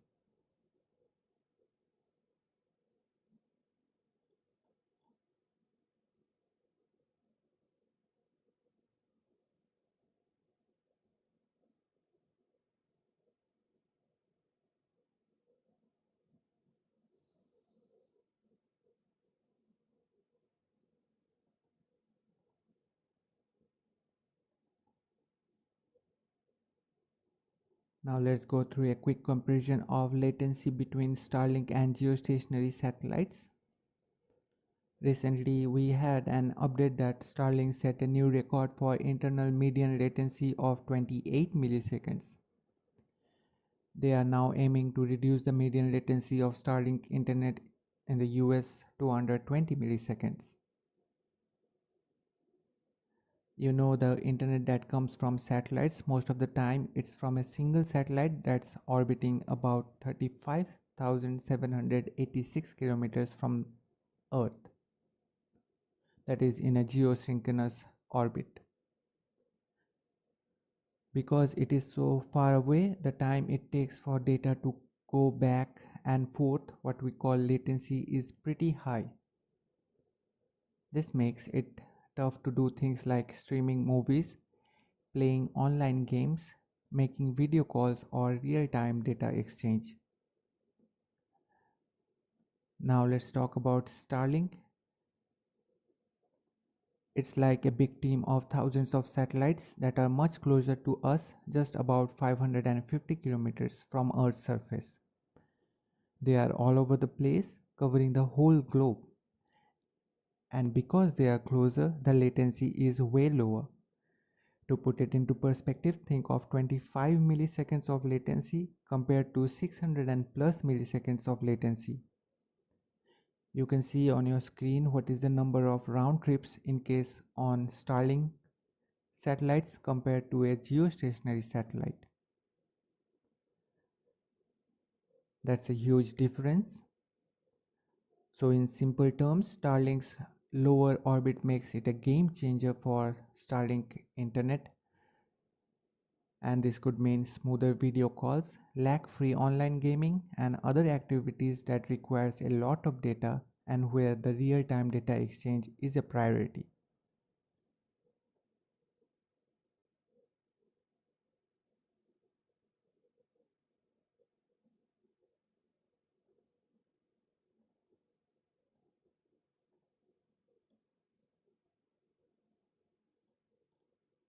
Now let's take a look at the flight record for the booster supporting today's Starlink 9-5 mission. Today's supporting booster with tail number 1081 has 7 previous flights in its record.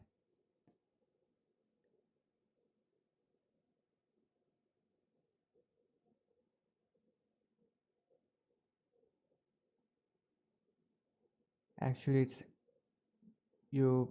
pardon me, it's 8 previous flights in its record, including missions like SpaceX Crew 7 for NASA under Commercial Crew Program,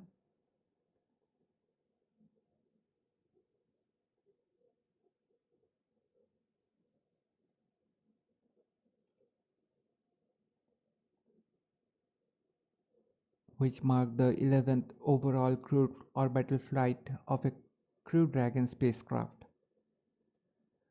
CRS-29, that is Commercial Resupply Service Mission to the International Space Station, the 9th flight for SpaceX under NASA's CRS Phase 2 contract. Then it supported NASA's PACE mission, which stands for Plankton Aerosol Cloud Ocean Ecosystem, which is a NASA Earth observing satellite mission. Next up, the Transporter 10 mission is SpaceX Rideshare mission, which launched 53 satellites. Also, this booster supported European Space Agency's Earth Care mission, which is a joint European and Japanese satellite under European Space Agency's Earth Explorer program. And recently, it supported a classified NROL-186 mission for National Reconnaissance Office. Additionally, the booster also supported 2 Starlink missions. Now awaiting its 9th flight, just minutes away. The last mission supported by today's booster was the NROL-186 mission on June 29th of this year. Today's mission will be the 5th consecutive launch of this booster from PAT Space Launch Complex 4 East. Also today the booster will have its 4th landing on a drone ship to date, with previous 5 land landings in its record.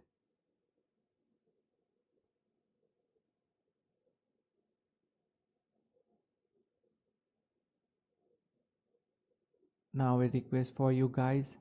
Hitting that like button helps YouTube's algorithm catch the drift and bring more space lovers and rocket buffs our way, helping us to build a community with amazing space enthusiasts like you.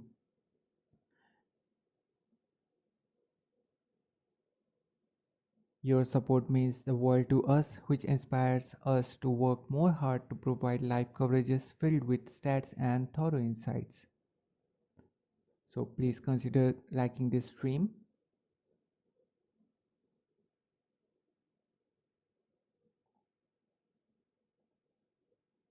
Now let's have a look at the bar graphs presenting number of Falcon 9 launches each year.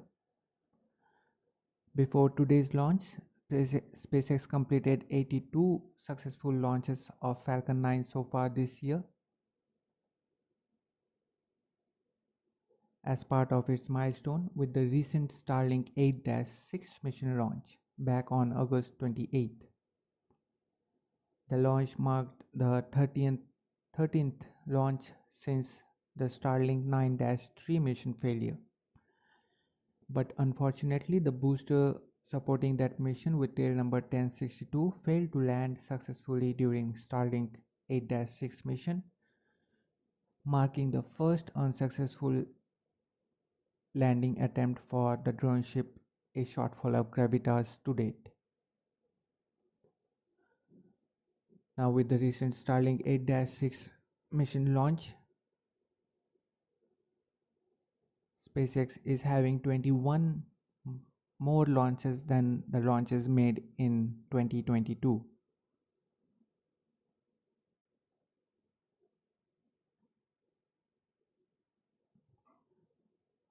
Now with today's launch of Starlink Group 9-5 mission, the bar graph shows 83 Falcon 9 launches so far this year, which is 22 more than the launches made in the year 2022. They have already done more than the half as many launches as they did all of last year, and it's been 8 months of this year. Just 13 more launches and SpaceX will be reaching the same number of launches made in last year, as SpaceX remains on course to achieve their ambitious target of 140 to 148 launches by this year's end.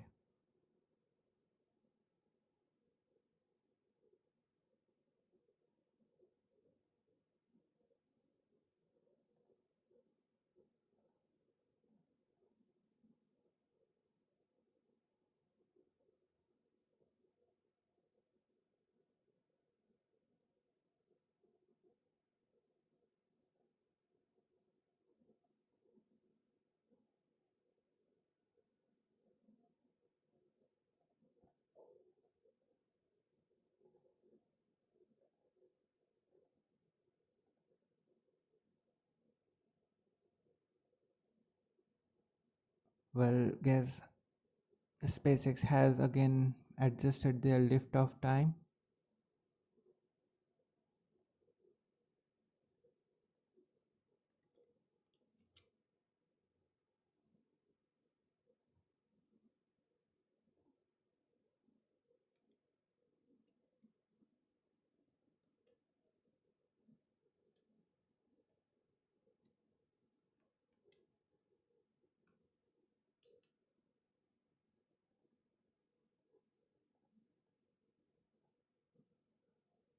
Now SpaceX is targeting a liftoff time for Starlink 9-5 mission at 4:41 a.m. Eastern Time,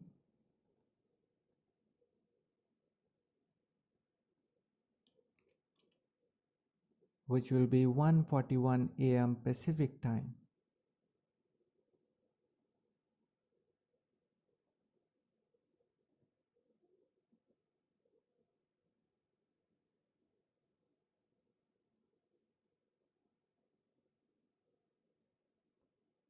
Well, would like to welcome David Mahan.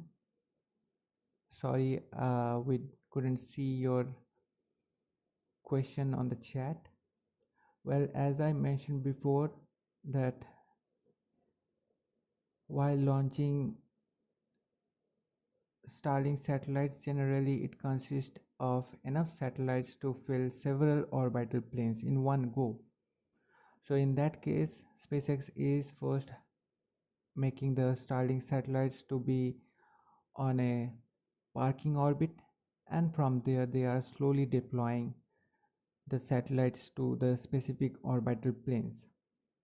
And as of now, we know that initially they started with such huge number of satellites to be launched with each launch, but now as those orbital planes are having enough satellites and they don't need to be having such huge number of satellites to be launched as they did previously, so for that they reduce the number of satellites to be launched.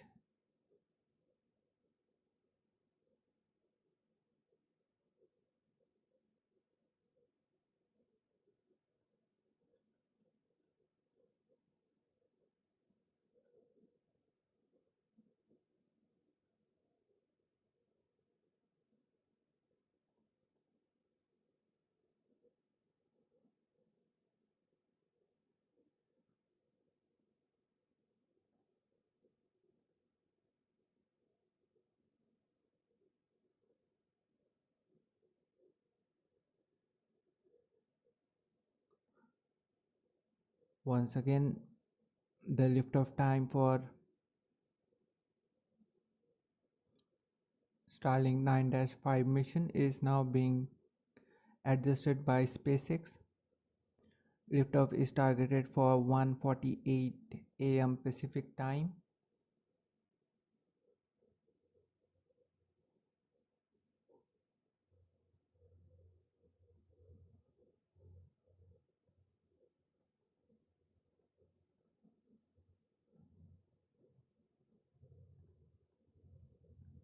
Which will be 4:48 a.m. Eastern time and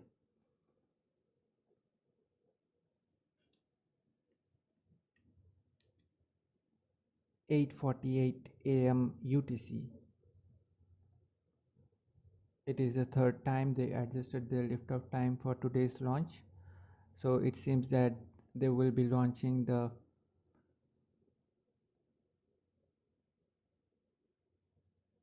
Starlink 8-10 mission earlier than the Vandenberg flight of Starlink 9-5 mission.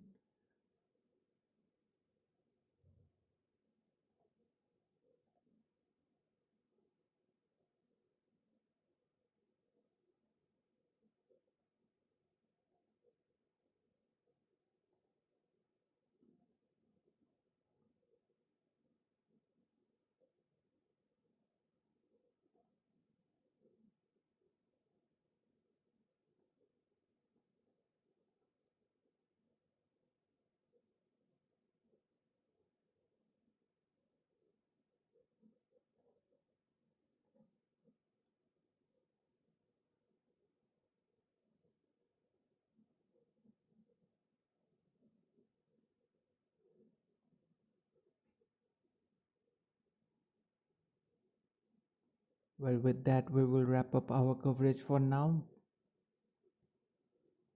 as because there is a huge time for now for the Starlink 9-5 mission to launch.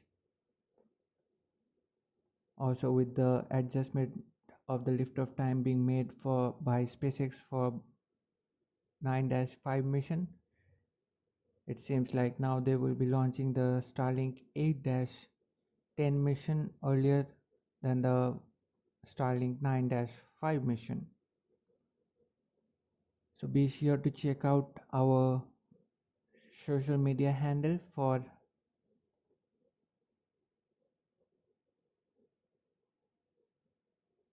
latest happenings in space industry and updates on upcoming launches. Check out our social media handle on X. Wishing everyone a great weekend ahead. This is AstroYonder Live and me Dipta signing off for now, and we will see you in the next time.